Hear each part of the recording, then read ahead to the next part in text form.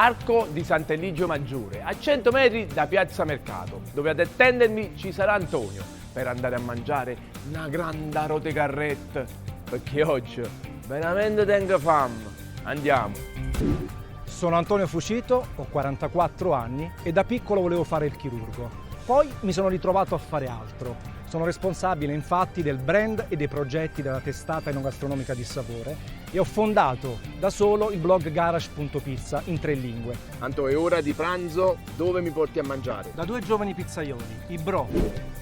Sono Ciro Tutino, insieme a mio fratello Antonio gestiamo la pizzeria Bro Ciro Antonio Tutino a Piazza Mercato. E cosa mi fai mangiare? Il fattore umano. Ma è una pizza? Hai presente la ruota di carro?